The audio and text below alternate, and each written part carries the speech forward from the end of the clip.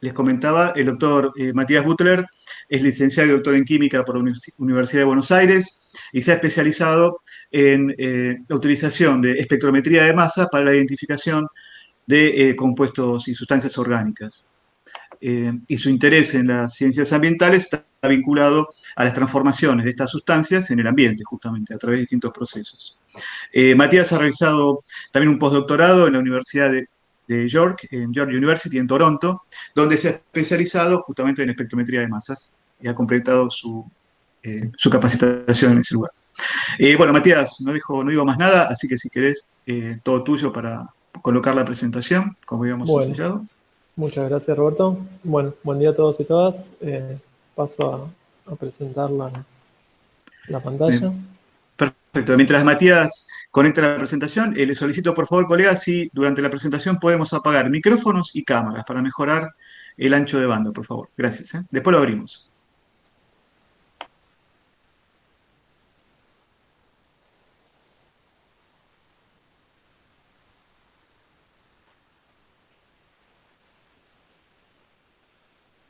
Bueno, ahí se ve bien.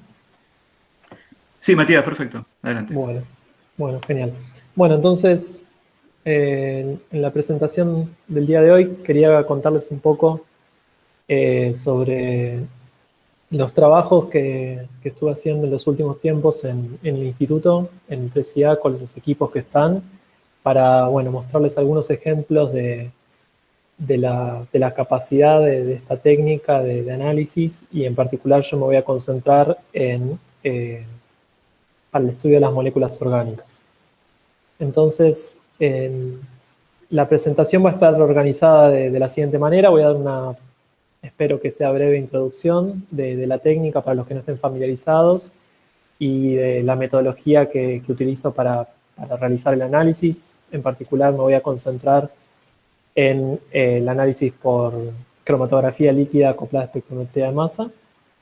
Y en la segunda parte de la charla les voy a comentar algunos, como les dije, ejemplos de la aplicación al estudio de transformaciones en contaminantes por diversos tratamientos. Y también les voy a comentar un trabajo que se hizo de transferencia, donde también se empleó esta técnica para caracterizar, en este caso, el modificador orgánico de una arcilla. Y bueno, voy a terminar dando algunas perspectivas y trabajos futuros y las conclusiones del trabajo. Bueno, entonces, a modo de introducción, podemos comparar el funcionamiento del espectrómetro de masa con lo que sería un espectrofotómetro, que quizás es un instrumento más familiar para muchos. Y lo que tienen en común, digamos, ambos instrumentos es que tanto el espectrofotómetro como el espectrómetro de masa tienen diferentes compartimentos o partes, digamos, donde inicialmente hay una fuente. En el caso del espectrómetro de masa, esta fuente se llama fuente de ionización, y lo que va a hacer es generar los iones que van a tener que formarse en fase gaseosa, y estos iones que se forman luego son analizados por un analizador de masa que se encuentra en alto vacío, justamente para posibilitar el análisis de estos iones y que no se pierdan contra las paredes del analizador, que los va a separar en sus diferentes componentes de acuerdo a su relación masa-carga, que luego un detector va a medir en cuanto a su abundancia. Entonces, lo que nosotros vamos a obtener a partir de este análisis es lo que se llama un espectro de masa, donde va a estar graficada la abundancia de los diferentes iones respecto a su relación masa-carga, ¿sí? Que es la variable que separa el analizador mediante campos electromagnéticos. De la misma manera, digamos que en un espectrofotómetro, un prisma es capaz de descomponer las diferentes longitudes de onda de una luz, ¿sí? Y mediante un detector registrar la intensidad lumínica. Bueno, entonces, en principio, a partir de un espectro de masa, uno podría obtener información de los pesos moleculares, de los distintos componentes que tenga una muestra y también de sus cantidades. Sin embargo, no se limita a eso la técnica, ya que también es posible reunir información estructural, que esto es en lo que me voy a concentrar, Y para esto es importante la espectrometría de masa tándem, ¿sí? Que voy a comentarles ahora a continuación, donde a partir del espectro de masa de iones seleccionados yo puedo ver los fragmentos. Es decir, que yo puedo seleccionar un ion, fragmentarlo y a partir de los fragmentos tratar de obtener información de cómo es su estructura, algo así como armar un rompecabezas, ¿sí? A partir de los distintos fragmentos y llegar a una posible estructura para ese ion. Algo importante que hay que tener en cuenta cuando utilizamos esta técnica es que la elección adecuada del método de ionización, ¿sí? Lo que está involucrado con lo que yo les hablaba inicialmente en la fuente, es un paso crítico, ya que es lo que va a permitir que los analitos que yo tengo en mi muestra se conviertan a iones en fase gaseosa, que es lo que va a permitir su análisis. Entonces, con respecto a esto del método de ionización, quería mencionar algunos, en particular el método de ionización que más usado históricamente es la ionización por electrones o EI, que también se conocía antiguamente como impacto electrónico, que bueno, fue uno de los primeros métodos utilizados en los primeros equipos, en los primeros espectrómetros de masa, y en particular este método emplea dos etapas, ¿sí? Donde en una etapa la muestra tiene que ingresar a la cámara de ionización ya en fase gaseosa, o sea que ocurre una volatilización por efecto térmico, y en una segunda etapa, en esa cámara de ionización, la muestra se bombardea por unas de electrones. Lo estándar es que esos electrones estén o tengan una energía de 70 electron volts, y de esa manera cuando se produce el encuentro, digamos, de esas electrones con las moléculas en fase gaseosa de la muestra, se produce la ionización por pérdida de un electrón. Entonces de esta manera se producen iones que se conocen, bueno, en este caso son cationes radicales, que luego son analizados bueno, en el analizador correspondiente, ¿sí? Para registrar el espectro. Una ventaja que tiene esta técnica es que se puede acoplar a la cromatografía gaseosa, y a técnicas separativas, lo que bueno, le da justamente aplicabilidad para la familia de analitos que se pueden analizar por esta muestra, que en general, por esto de las dos etapas, van a tener que ser compuestos termoestables y generalmente de bajo peso molecular para que resulten volátiles. ¿Sí? Entonces, en principio, esta técnica de ionización está un poco restringida por estas características, si bien es posible analizar variedad de componentes por esta técnica, por ejemplo, pesticidas, o incluso se pueden llegar a derivatizar moléculas polares para, bueno, transformarlas en moléculas volátiles y, bueno, y hacer el análisis de sus espectros de masa.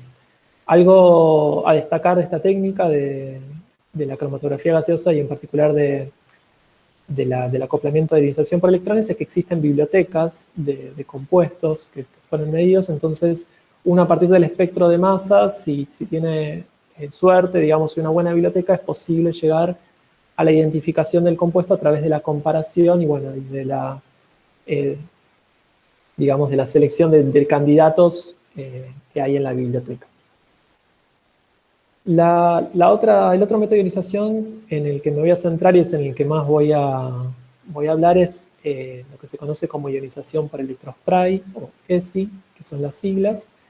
Esta técnica es bueno, mucho más nueva, le valió el premio Nobel a John Fenn, que fue uno de los que la desarrolló en el 2002, y consiste, digamos, en, ahora ya la muestra no ingresa en fase gaseosa, o sea, no tiene que estar volátil, sino que puede ingresar de manera líquida a través de un capilar que va a estar sometido a una diferencia de potencial que va a ser del orden de los kilovolts con respecto a un contraelectrodo.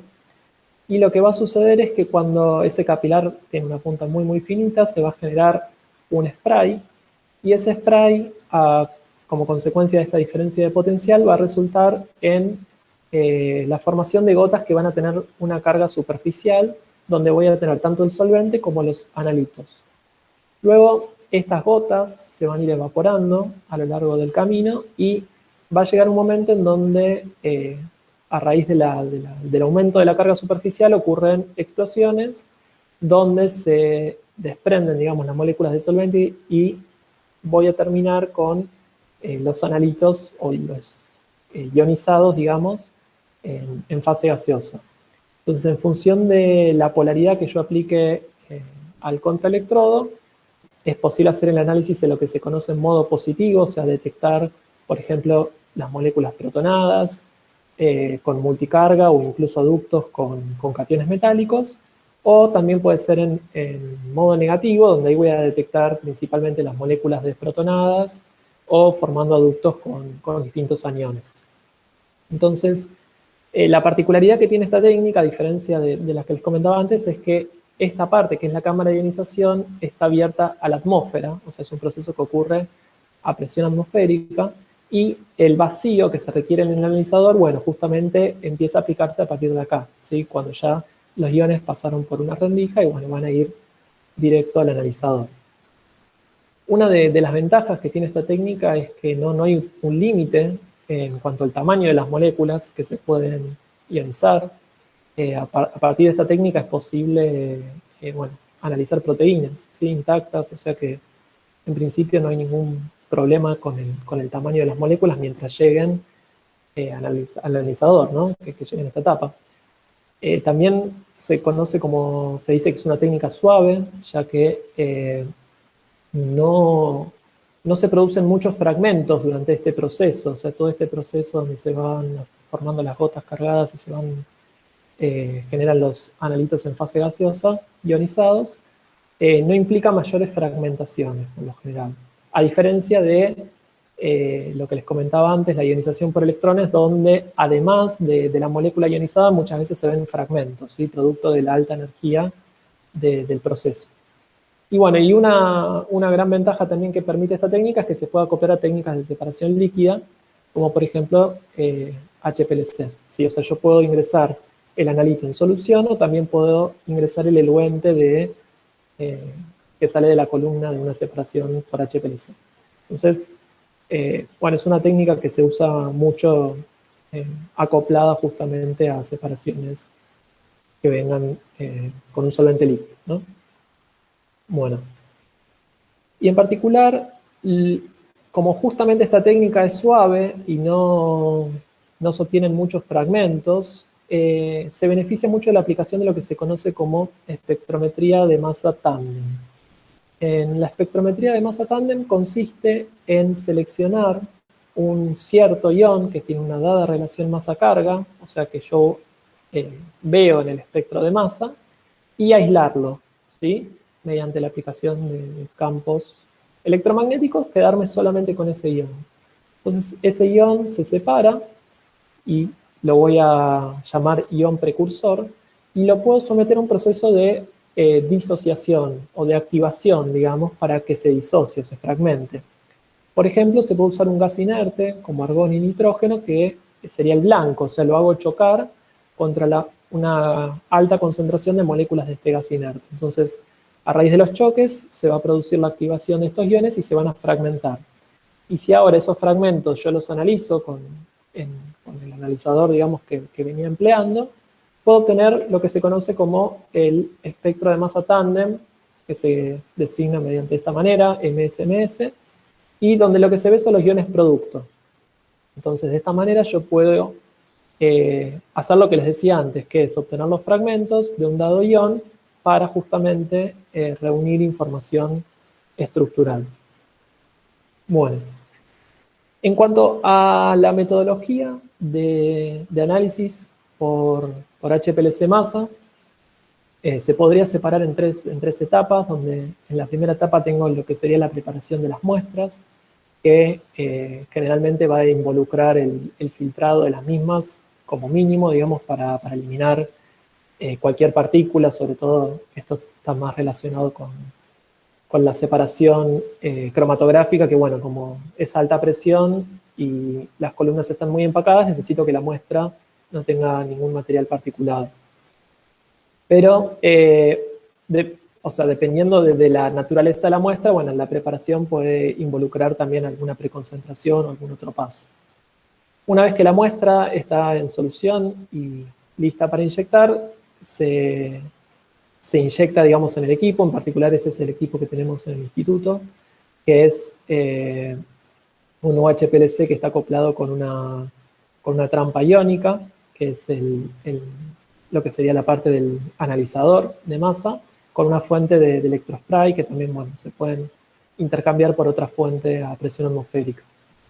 Esta parte de adquisición de datos, digamos, el equipo tiene un autosampler, o sea que si yo pongo las muestras y programo una secuencia, se va a producir la inyección de las mismas y se van a guardar los datos, digamos, de esas corridas cromatográficas.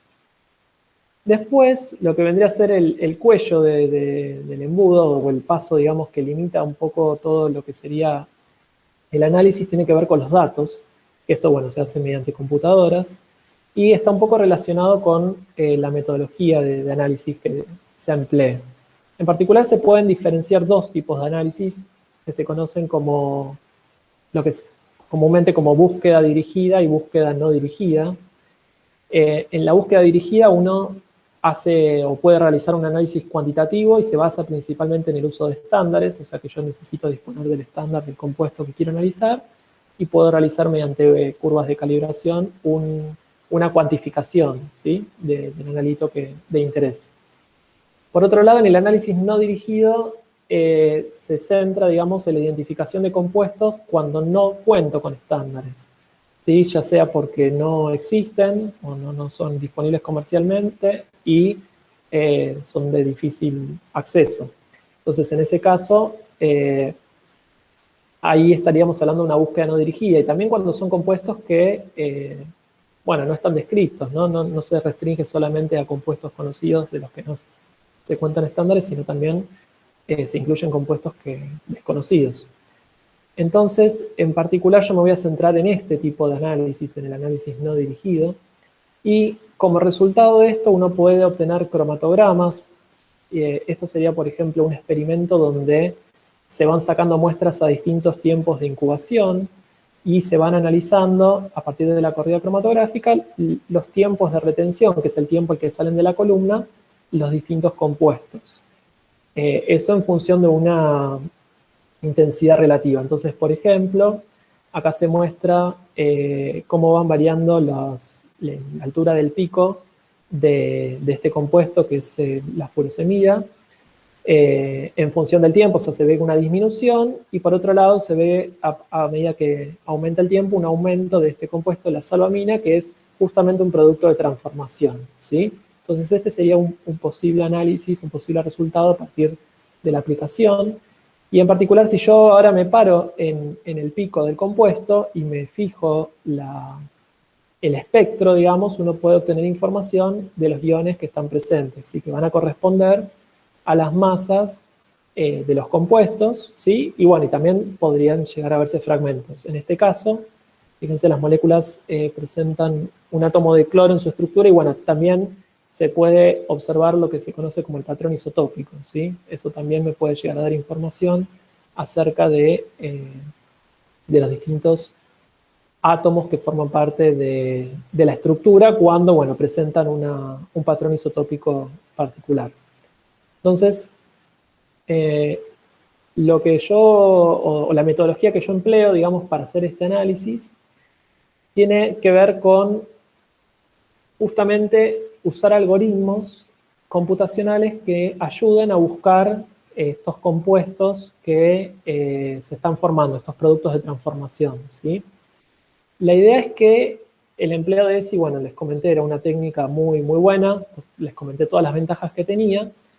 Una de las desventajas que presenta, porque no puede ser así maravillosa, es que en general los valores de la línea base son altos. O sea, eso quiere decir que tenemos mucho ruido en los cromatogramas y esto tiene que ver con que, bueno, por esta técnica no llega solamente las moléculas de analito, sino que también van a llegar moléculas de solvente que van a estar ionizadas, van a llegar a ductos, pueden llegar otras moléculas que estén presentes en la muestra, y todo eso resulta en un valor alto justamente de la línea base, a diferencia de lo que pasaba cuando yo hago cromatografía gaseosa con ionización electrónica, donde como las moléculas están volatilizadas y ocurre la separación, en general no tengo ese problema del ruido. Entonces, para hacer el análisis, en general, hace falta filtrar lo que serían los compuestos o los picos de interés. Y para eso lo que se hacen es lo que se conoce como extracción de cromatogramas iónicos, que consiste en barrer, si yo pienso en una matriz donde tengo en un eje los tiempos de retención, que tiene que ver con los tiempos a los que sale cada compuesto de la columna cromatográfica, y en el otro eje tengo las masas, o sea, la relación masa-carga. Bueno, es barrer esta matriz y fijarme en para qué tiempos de retención y qué valores de masa se observa un pico, ¿sí? Entonces, en ese caso se detectan todos los picos y después lo que voy a tener que hacer va a ser seleccionar candidatos. Y esta selección puede realizarse mediante distintos criterios. Un criterio posible, por ejemplo, es seleccionar aquellos candidatos que no se encuentran a tiempo inicial, si lo que a mí me interesa es detectar productos de transformación, o que, por ejemplo, su concentración aumente con el tiempo, como para descartar posibles artefactos. Y una vez que yo tengo los candidatos seleccionados, lo que voy a hacer es, en una siguiente etapa, hacer la caracterización estructural, que era lo que les comentaba antes, mediante la espectrometría de masa tándem, ¿sí? Entonces, esta sería como la secuencia o los pasos que debería realizar para analizar los datos justamente que salen del equipo, ¿no?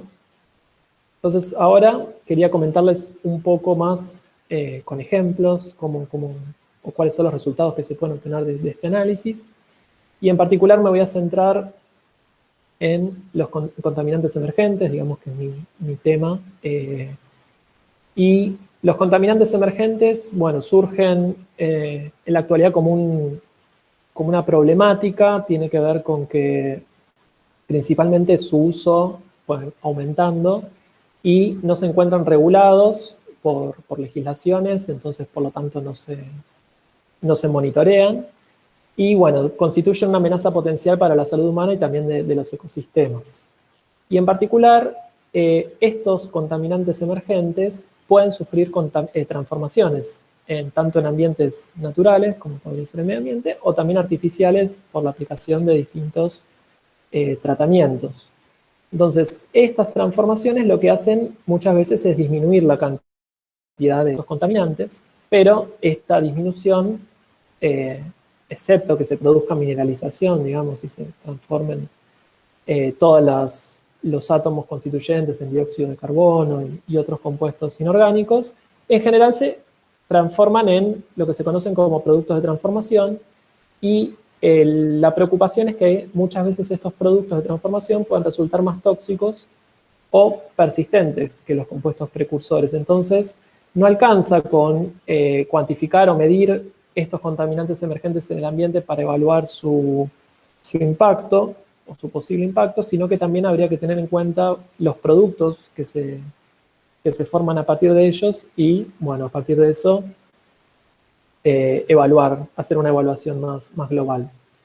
Entonces, como primer ejemplo de aplicación, quería comentarles este trabajo que lo hizo Estefanía Braco, que es becaria de Roberto, y en particular se eligió el ácido salicílico, que es una molécula bastante sencilla como contaminante modelo, no tiene demasiados grupos funcionales, y lo que se hizo fue realizar un tratamiento de fotocatálisis y se compararon diferentes variables. Se hizo la comparación entre el empleo de dióxido de titanio y dióxido de titanio dopado con nitrógeno, y también se buscaba ver el efecto de la aplicación de luz ultravioleta y de LED azul en la formación de intermediarios y la degradación del contaminante, ¿no?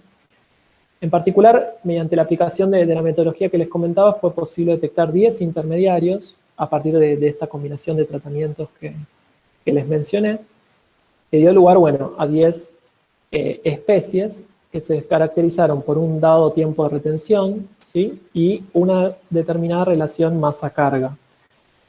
En particular, este análisis se hizo en modo negativo, por eso acá les muestro que los iones que se representan son las moléculas desprotonadas, y una particularidad o peculiaridad es que todos salieron a tiempos de retención menores que el ácido salicílico, ¿sí? Que es este que está acá, lo que nos estaría hablando que presentan una mayor polaridad. Esta separación se realizó con una columna de fase reversa. Y por otro lado, en general las masas suelen ser mayores, todas excepto esta que ahora les voy a comentar el compuesto que se trata.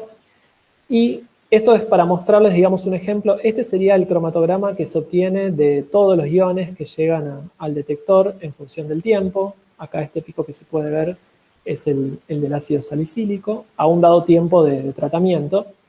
Y después, si yo hago una extracción, digamos, si me centro en un ion bueno, que seleccioné, por ejemplo, el 211, que es este que está acá, que es a las 7,8, bueno, puedo ver el cromatograma de iones extraído, que es lo que les comentaba antes, donde se ve solamente este ion. Y lo que quería resaltar de acá es que si yo quisiera encontrarlo acá, prácticamente no se ven, o sea, no se ven a simple vista. Por eso es preciso hacer toda esa secuencia de pasos para llegar a la detección de estos intermediarios. Entonces, una vez que estaban estas especies, bueno, como seleccionadas como candidatos, lo que se hizo fue realizar la caracterización estructural de las mismas, y para eso, bueno, se hizo el análisis por espectrometría de masa tándem para proponer estructuras y fórmulas, teniendo en cuenta las fragmentaciones y los grupos funcionales. Algo que tienen en común todas estas estructuras cuando se realizó la fragmentación de los iones, ¿sí?, fue que todas perdían 44 unidades en los fragmentos. O sea, se veía un fragmento cuya masa correspondía a una pérdida de 44, que es lo que acá se marca en rojo. Esa pérdida se puede asignar a una pérdida de dióxido de carbono y está asociado a un grupo funcional que está presente en la estructura, que es el ácido carboxílico. O sea, el ácido carboxílico, cuando está en modo negativo, tiene tendencia a perderse cuando la molécula se fragmenta como dióxido de carbono. Entonces eso nos estaría diciendo que todas estas estructuras cuentan con el grupo ácido carboxílico en su estructura, excepto esta que no se detectaron fragmentos, y por su masa, bueno, también y datos de literatura se pudo asignar como el catecol. Teníamos un estándar también de este compuesto, entonces se pudo confirmar. Y bueno, fíjense que en este caso esta molécula no se pudo fragmentar, o sea, no se observaron fragmentos. Otras pérdidas características que también se observaron en algunos casos, bueno, fue la pérdida de agua, que se marca en celeste, y también la pérdida de monóxido de carbono, ¿sí? Que puede provenir cuando tengo grupos OH en el anillo, como en el caso del ácido salicílico, también grupos carbonilo. En particular, una manera de ir armando, digamos, el rompecabezas es, por ejemplo, partiendo del ácido salicílico. Se puede observar a partir de la pérdida del dióxido de carbono cuál es la masa del fragmento, y después comparar con los siguientes. Por ejemplo, acá, esta estructura que llamo FSA, fíjense que también presenta una pérdida de dióxido de carbono y luego una pérdida de monóxido para dar este ion 93, que es el mismo que da el ácido salicílico. Entonces, la diferencia entre estas dos es una pérdida de 28, por lo que esta estructura tendría un carbono y un oxígeno más que el ácido salicílico. Y así podría proponer una fórmula molecular. De manera análoga con la siguiente, fíjense esta que llamo HBDA, presenta dos pérdidas o sea, se ven dos pérdidas de dióxido de carbono, entonces eso me inferiría a pensar de que, bueno, en este caso, en esta estructura, cuenta con dos grupos ácido carboxílico, y bueno, y comparando las masas, puedo asignar, digamos, esta estructura, ¿sí? O sea, tiene un carbono y dos oxígenos más que el ácido salicílico. Bueno, y así continuando, se pueden proponer fórmulas moleculares para las distintas estructuras, y con un poco de suerte, a veces es posible también proponer estructuras. Fíjense que acá hay algunas que se llaman de la misma manera, como 1 y 2. Esto tiene que ver con que tienen la misma relación masa-carga. Por lo tanto, son isómeros, ¿sí? O sea, presentan diferencias en su estructura, pero presentan el mismo peso molecular. Entonces, no siempre es fácil asignar cuál es la posición específica de los distintos grupos en los isómeros por esta técnica. En ese caso, a veces es preciso utilizar estándares, si puedo tener acceso a los mismos. Y si no, bueno, se llegan a estructuras tentativas. Fíjense, acá hay otro ejemplo de dos moléculas que son isómeras, pero que presentan una marcada diferencia en los tiempos de retención. Entonces también el comportamiento cromatográfico puede llegar a dar algún indicio de qué tipo de estructura bueno, es responsable de eso. Entonces, a partir de esta información, lo que se pudo es armar o proponer, digamos, un esquema de la degradación que ocurriría a partir del ácido salicílico. Y en particular lo que nosotros encontramos es que los tratamientos originaban diferencias en la abundancia relativa de los productos, pero no así en la identidad. O sea que prácticamente se observaban los mismos productos en los diferentes tratamientos, pero variaba la abundancia de los mismos. En el caso de la iluminación con luz ultravioleta, inicialmente se veían que se formaban intermediarios carbonilados, que son estos que se observan acá, e hidroxilados, ¿sí? Por adición o por ataque de los radicales oxidrilos. Y finalmente esto daba lugar a presuntos productos de apertura de anillo, que son estos que se muestran acá, y estos darían lugar a los ácidos orgánicos y mineralización, que serían el destino final de este contaminante de acuerdo al análisis que se hizo por TOC. Sin embargo, por esta técnica, o sea, dadas las características de la columna, solamente llegamos a detectar hasta estas estructuras, ¿sí? Muchas veces pasa que si se forman estructuras muy pequeñas o muy polares, la columna no las retiene y en ese caso, bueno, no se pueden analizar a menos que hagamos alguna variación. Algo también que observamos que resultó interesante fue, esto es a partir de ver las tendencias temporales de los intermediarios, es que cuando se iluminaba con LED azul se observaba que se acumulaban intermediarios. Y en particular no se formaba casi que es el catecol. Y esto, bueno, pudo relacionarse con una baja ocurrencia de reacciones de decarboxilación. O sea, un paso necesario para que ocurra la degradación de alguna manera es que se vayan perdiendo átomos de carbono, y muchas veces esas pérdidas ocurren por reacciones, o pueden ocurrir por reacciones de carboxilación, y si esas reacciones no ocurren, bueno, justamente se observaría una acumulación de estos intermediarios. Por lo menos durante el tiempo que se realizó el experimento.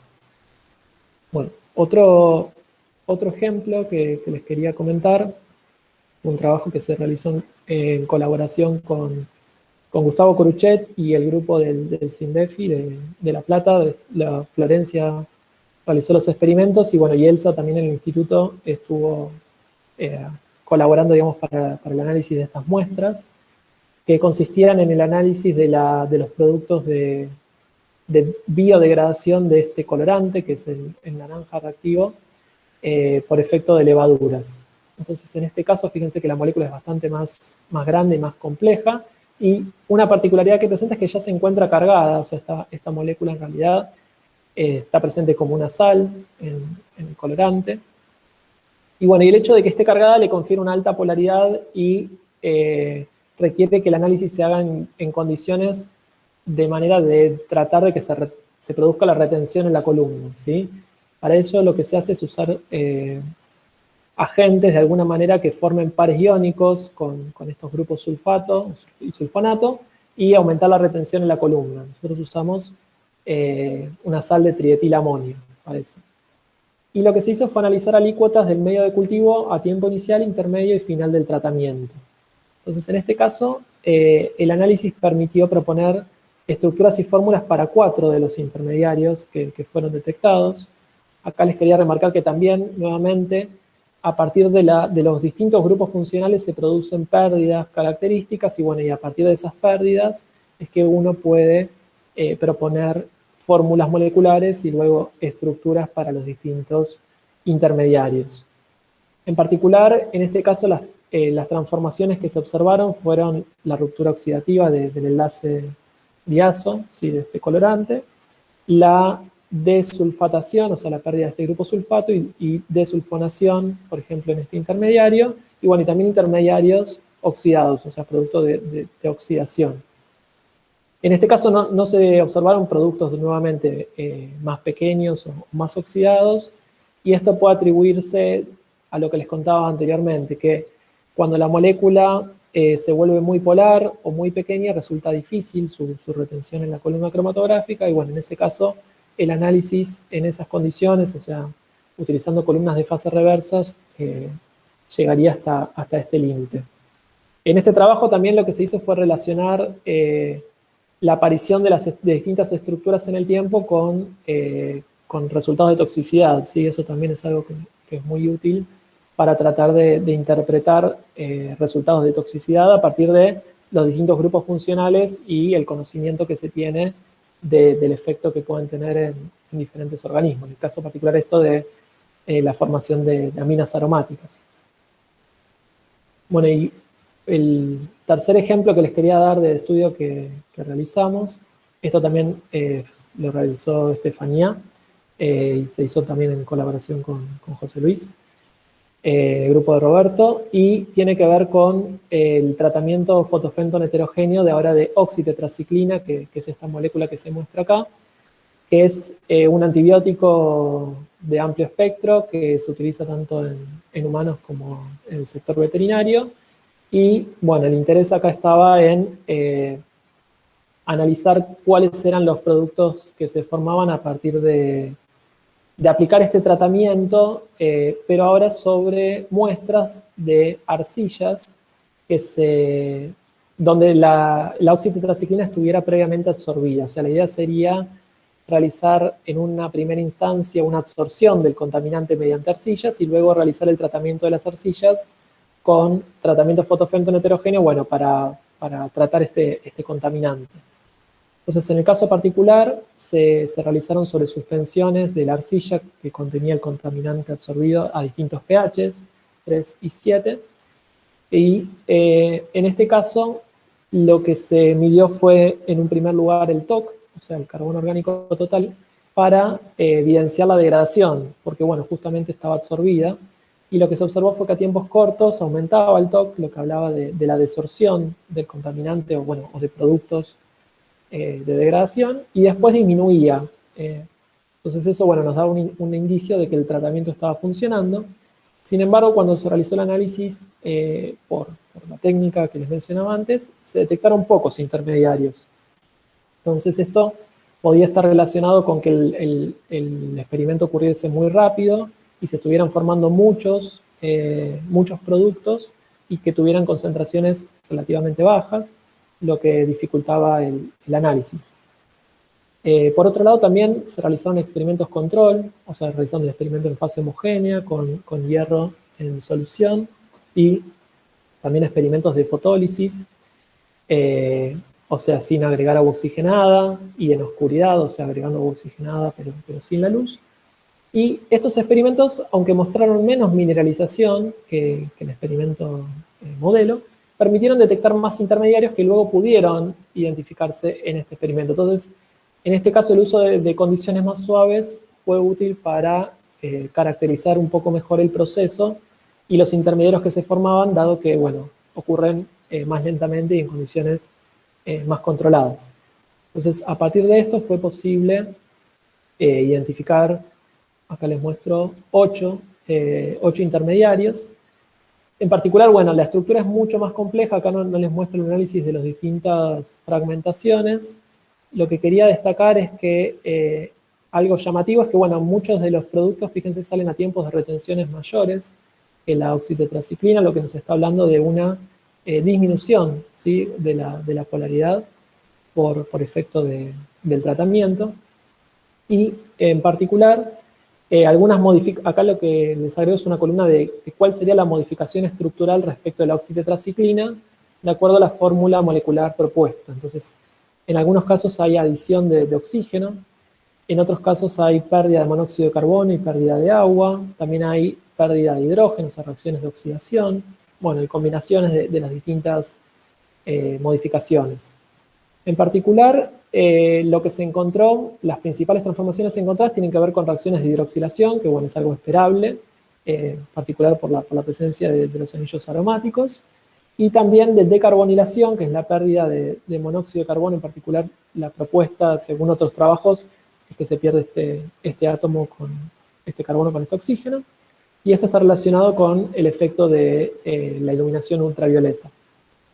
Entonces, estas estructuras estaban reportadas. Esta otra estructura, que es la G, que tiene que ver con con la oxidación, o sea, y la pérdida de agua, estaría relacionada, digamos, también con la acción del radical oxidrilo, pero ahora abstrayendo un átomo de hidrógeno, que genera un radical que luego, bueno, por pérdida de agua puede dar lugar a la formación de un sistema conjugado muy estable. Entonces, este intermediario es algo que es un intermediario que se observó en repetidos experimentos. Y por otro lugar están estos otros que muestro acá, que bueno, que acá no les hablé de las modificaciones porque tienen que ver con la pérdida de varios grupos. Por ejemplo, este intermediario que se lee, se estaría perdiendo toda esta parte de la estructura, ¿sí? Que son grupos polares, lo que bueno, también daría o estaría explicando de alguna manera por qué aumenta el tiempo de retención. Y este otro, que es el de menor masa carga detectado, también, eso estaría también perdiendo este grupo dimetilamino, y bueno, y quedaría todo el núcleo de los primeros 3 anillos, ¿sí? De la oxitetraciclina. Algo para destacar de este análisis es que a diferencia de los otros dos, se realizó en modo positivo. Esto tiene que ver con que, bueno, en este caso para esta molécula resultaba más sensible, y en consecuencia, bueno, lo que se detecta son las moléculas protonadas. Bueno, y para terminar, digamos, con las aplicaciones, quería comentarles de este ejemplo, que es una caracterización de un compuesto de amonio cuaternario en un organoarcilla, que se hizo con transferencia, también con la colaboración de ELSA y con todo el equipo de transferencia del TCA, donde disponíamos de una arcilla que lo que se quería saber era cuál era el compuesto que estaba modificándola. Entonces, para eso lo que hicimos en una primera instancia fue agarrar la organoarcilla y hacer experimentos de degradación térmica utilizando el GC y analizando el espacio cabeza. Entonces, lo que se hacía era calentar las muestras de arcilla en un vial tapado a alta temperatura durante un tiempo y analizar entonces qué se formaba o los productos que se veían a la salida de la columna. Y en particular pudimos detectar 2 picos, que son estos que se ven en rosa, que corresponden a estructuras de dimetilalquilamina, que podrían provenir de la degradación térmica tanto de sales de dimetil y alquilamonio, que las llamo de DAC, como trimetilalquilamonio, que se conocen como ATAC. Cabe destacar que estas sales de amonio cuaternario, que son los modificadores de las arcillas, no son volátiles, ¿sí? Porque presentan carga y alto peso molecular. Sin embargo, cuando se calientan, se rompen las cadenas y se forman intermediarios de degradación que son volátiles y permiten el análisis por CG. Sin embargo, bueno, estos 2 picos no nos permiten caracterizar la molécula, por lo que se continúa el análisis ahora utilizando la fuente de electrospray, ¿sí? la otra técnica de ionización, y ahora ya no podíamos utilizar la arcilla tal cual estaba, sino que se realizaron extractos con solventes orgánicos y se inyectaron directamente en el equipo, sin separación cromatográfica. Y en este caso se vieron siempre 2 picos, en realidad no son 2 picos, sino 2 iones, que correspondían a estas masas, 284, que es este de acá, y 312, este de acá.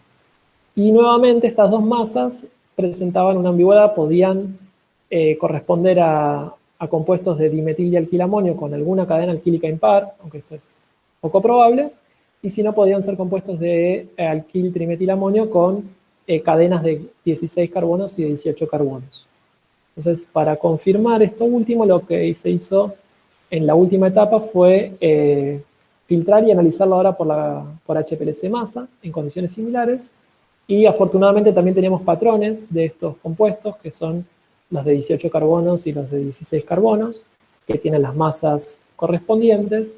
Entonces, mediante la comparación con los patrones del tiempo de retención al que salían los picos y a su vez las masas, fue posible confirmar la identidad de este modificador, que bueno, consistía en una mezcla de estos 2 compuestos principales, la sal de trimetil, octadecil trimetilamonio, y bueno, la sal de hexadecil trimetilamonio. En particular sería posible también cuantificar a partir de curvas cuál es la proporción de cada uno, pero bueno, eso no era de interés en este trabajo. Bueno, brevemente quería comentar algunos otros proyectos que están en curso y en los que también se aplican esta metodología para darles un panorama, si bien no voy a entrar en detalle. Por ejemplo, Fede, que está haciendo su tesis de de doctorado el tema es determinar productos y mecanismos de degradación de contaminantes emergentes, ahora analizando sistemas de agua con sedimentos, o sea, para simular lo que sería la degradación en un ambiente natural. Otro trabajo que también es en colaboración y codirección de la tesis de Pilar, con la doctora Isabel Cinto del Departamento de Biodiversidad y Biología Experimental de Exactas, tiene que ver con estudiar tóxicos específicos de colillas de cigarrillos y ver la acción del metabolismo de hongos para su tratamiento y para su detoxificación. Otro trabajo que también estamos llevando a cabo con Fede es construir y poner a punto una celda electroquímica de flujo para realizar degradación de contaminantes y hacer el análisis por espectrometría de masa. La idea de esta celda sería simular lo que serían reacciones oxidativas o reductivas y realizar rápidamente, digamos, para distintos contaminantes cuáles son la caracterización de los productos de degradación para después facilitar el estudio de muestras ambientales. Y bueno, por otro lado, estos son trabajos que están comenzando. Este es con Melania y del grupo de Aníbal, para analizar por CG masa ahora perfiles de ácidos grasos totales en distintas especies de mosquitos y para distintos estadios del ciclo de vida.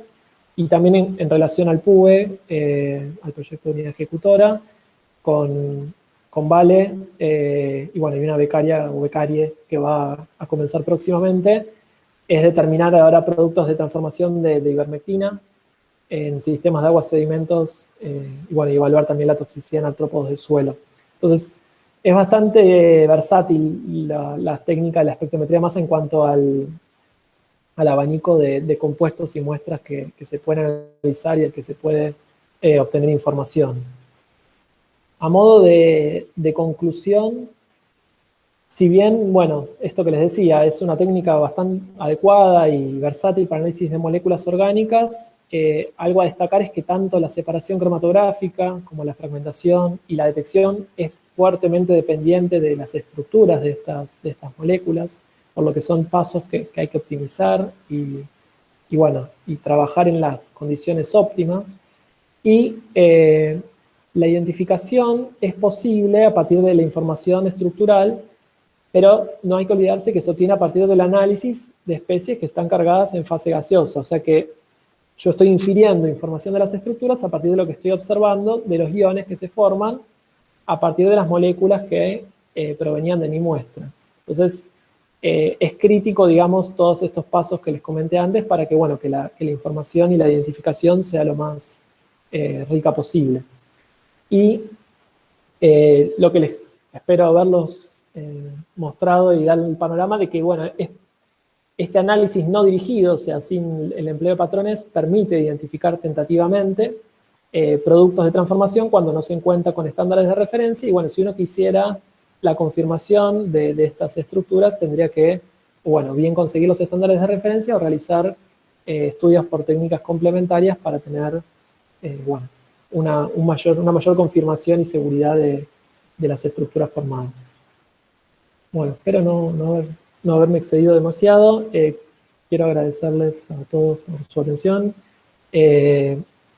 Bueno, a CONICET y Agencia por Financiamiento, Roberto, todo el grupo de trabajo, Elsa y el grupo de transferencia, bueno, Steffi, Fede, que son los que ponen las manos en las muestras, y bueno, y a todo el grupo del 3IA, que bueno, se los extraña mucho y la verdad que es un muy buen grupo para compartir, digamos, en el lugar de trabajo. Así que gracias a todos y dejo de compartir. Perfecto, bueno, muchas gracias, Matías. No sé qué opinan los demás colegas, pero para mí fue una muy linda clase, muy didáctica, y demostrar todo lo que puede. Así que merece un aplauso, ¿no? Vamos a ver el micrófono, dar un aplauso. Sí, bueno. Buenísimo, Mati, gracias por mostrarnos toda la potencialidad de estas técnicas. Y bueno, el trabajo está abierto para preguntas, comentarios. No sé, hacemos como siempre, si quieren por chat. No sé si hay una consulta por acá. Matías, yo te hago una mientras no sé si aparecerá alguna más, por lo siguiente.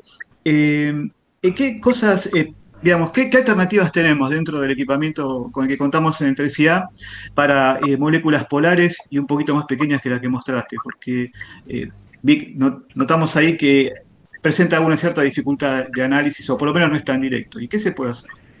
Bueno, afortunadamente ahora compramos columnas cromatográficas que permitirían el análisis de estas moléculas, que son más polares, más pequeñas y que generalmente no son retenidas en la fase reversa. Y la ventaja que presentan estas columnas es que se pueden usar los mismos solventes que usamos con las que veníamos usando de fase reversa, o parecidos.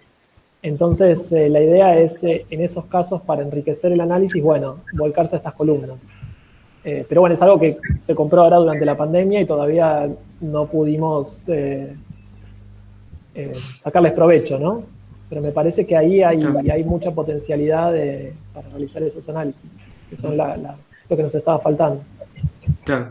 Sí, ¿a través de algún tipo de funcionalización, algo así, o ya se complica demasiado para el caso Bueno, se nuestro? puede también, sí, se puede también aplicar reacciones de lo que se conoce como derivatización, que es lo que se hace clásicamente para la cromatografía gaseosa, cuando las moléculas son muy polares para disminuir la polaridad, hacer lo mismo para HPLC. Eso se utiliza y lo que tiene es bueno, que dependiendo de la muestra que uno tenga, aumenta la complejidad, porque yo estoy metiendo un agente derivatizante que puede generar muchos productos y, bueno, no siempre es tan directo el análisis, va a depender mucho de la elección y también de la estructura, ¿no? Porque tampoco es que todos los agentes derivatizantes reaccionan de la misma manera con los distintos grupos presentes. Pero sí, es algo que se puede aplicar, pero bueno, implica mayor trabajo con las muestras, principalmente teniendo en cuenta que las muestras que analizamos generalmente tienen una matriz acuosa, o sea, son muestras que se sacan directamente de experimentos que ocurren en fase acuosa y se analizan, y las técnicas de derivatización requieren ausencia de agua, porque el agua en general es algo que reacciona con todos los agentes derivatizantes y destruyéndolos. Entonces eso, bueno, es lo que complica, digamos, un poquito lo que sería esa parte. Pero bueno, no es algo imposible, ¿no? Se puede diafilizar la muestra, sacar el agua y de esa manera después derivatizarla. Ah, perfecto. Está bien. Bueno, igual tengo que probar primero las columnas, así que. Sí, yo creo que con las columnas vamos a tener buenos Bárbaro. resultados. Cristina, ¿querías hacer una consulta?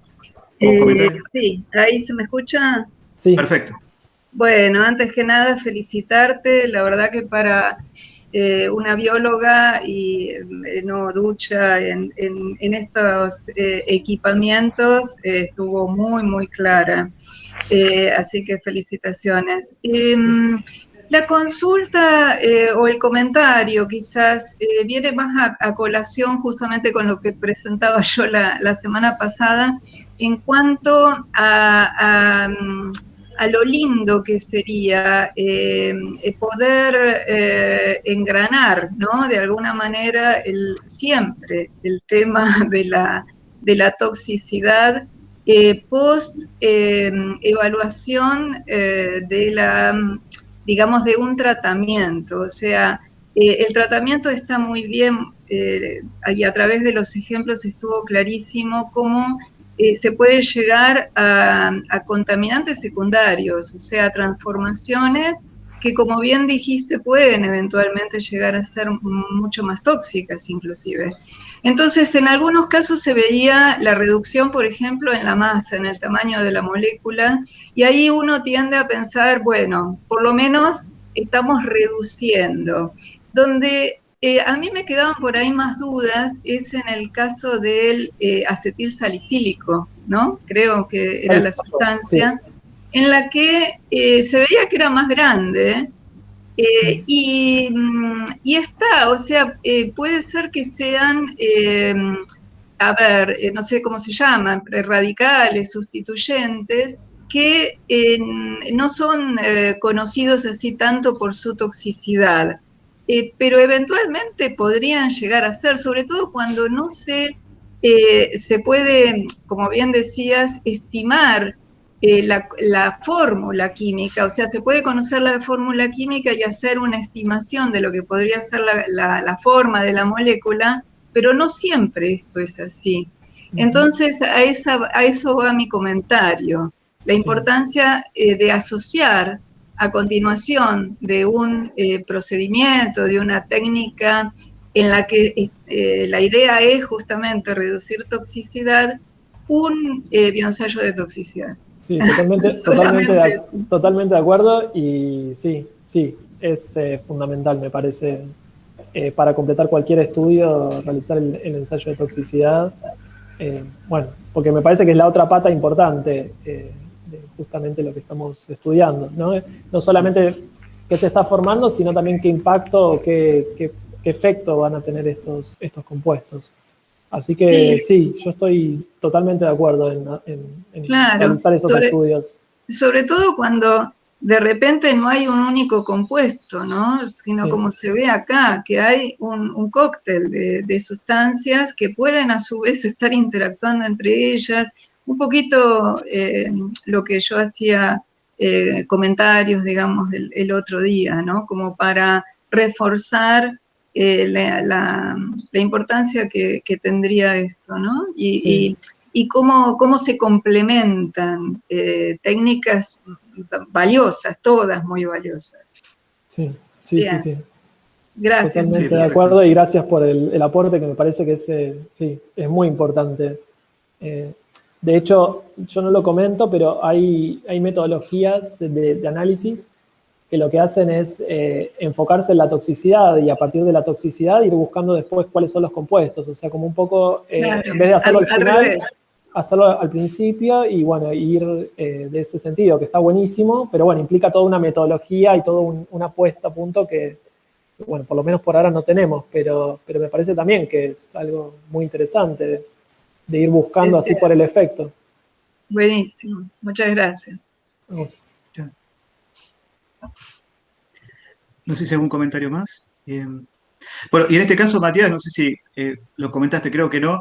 ¿Te acordás que cuando vos iluminas con luz visible, en el caso del LED azul, incluso ahí es donde se ve más acumulación, ¿no? de estos compuestos? O sea que en las condiciones de iluminación UV, en lo que sería el tratamiento fotocatalítico, ahí mineraliza todo y a la larga, si bien aparecen los intermediarios, duran relativamente poco. Pero en el caso de iluminación con luz visible, se acumulan un poco. Entonces ahí es donde sería muy interesante la aproximación que propone Cristina. Sí, incluso también con este tema de, bueno, volviendo a lo que vos hablabas la vez pasada, Cristina, de los nanomateriales y cómo se liberan al ambiente, donde, bueno, justamente algunas pueden reaccionar o actuar de esta manera con moléculas que el ácido salicílico acá lo ponemos como contaminante, pero también es una molécula que está presente naturalmente en muchas plantas, o sea, y forma parte también del ambiente naturalmente, entonces se pueden dar muchas interacciones y bueno, no, totalmente, claro. Y como contaminantes emergentes, bueno, es un hecho que están y que van a estar cada vez más presentes, ¿no?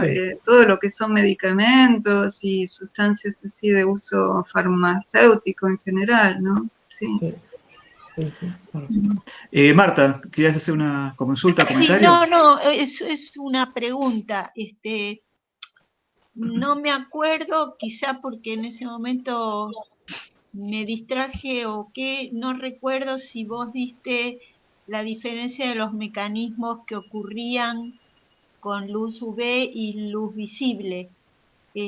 O sea, lo que sí recuerdo es la acumulación de intermediarios con luz visible. ¿Qué es lo que ustedes piensan? O sea, no hay... ¿en dónde radica la diferencia de mecanismos? Si en formación de cantidad de radicales hidroxilo, si cambia el mecanismo, no sé, porque yo no trabajé nunca con estos dióxido de titanio con nitrógeno. Claro. Sí, igual también los observamos, o sea, los intermediarios también los observamos en el dióxido de titanio que no contenía nitrógeno, solamente que en diferentes abundancias. Lo que creemos es que, o sea, es difícil establecer el mecanismo de... Pero perdóname, vos dijiste que se formaba mucho más catecol que que Con luz otro, azul ¿no? no se forma prácticamente catecol, no se observa, no, no sé si no se forma, no se observa.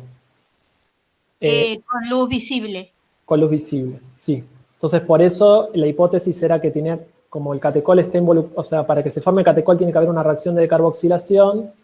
Lo que decimos es que quizás con la luz visible no se están ocurriendo esas reacciones de decarboxilación que facilitarían en algún punto la degradación de los intermediarios que se forman y por eso se acumulan. Pero en realidad nosotros, como llegamos hasta una estructura que no es tan pequeña, digamos, que tiene creo que un carbono menos que el ácido salicílico simplemente, eh, no sabemos cuando vemos con luz ultravioleta que desaparecen qué se forma, porque no estamos pudiendo detectar esos productos de formación. Entonces, en realidad, me parece que parte de saber que el mecanismo y qué está pasando debería ir por ese lado, porque nosotros no estamos viendo qué se forma después a partir de esos productos que se acumulan, ¿no? Con luz visible. ¿Y el tiempo de irradiación es el mismo? Porque a lo Es el mejor, mismo, sí. O sea, de hecho, claro, con luz azul se irradia más tiempo porque no ocurre mineralización. No me acuerdo, hasta 5 horas, ¿no? Roberto, yo no... o sea, Sí, el sí, tiempo por lo de menos. irradiación no es el mismo. O No, sea, no, digamos, no es el mismo porque con luz ultravioleta se mineraliza más rápido, entonces el experimento se termina antes. ujú. Pero con luz visible se irradió durante más tiempo para ver qué estaba ocurriendo. Ajá, bueno, Claro. está bien, muy lindo, muy lindo. No. Gracias. Ah. Bueno, colegas, no sé si hay alguna pregunta o comentario más. Creo que no, no lo veo por el chat. Así que bien, siendo las 12:05, creo que podemos agradecer nuevamente a Matías por su charla y un aplauso, un aplauso. Bueno, muchas gracias, Mati, a todos por estar allá. Y entonces nos despedimos hasta la próxima, que en realidad no sabemos bien todavía cuándo va a ser. Atención, porque va a haber un cambio, porque el 25 es feriado, así que no tenemos seminario. Y después ya comienza lo que para el instituto va a definir como el mes del medio ambiente. Para celebrar el Día del Medio Ambiente lo hacemos durante todo un mes.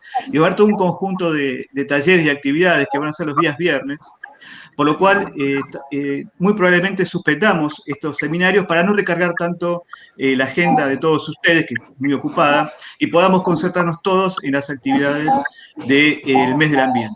Entonces, si es factible coordinar los seminarios que estaban planificados en junio para que podamos retomar en julio, que por el momento parece que sí, entonces nos veríamos recién en julio después del mes del ambiente.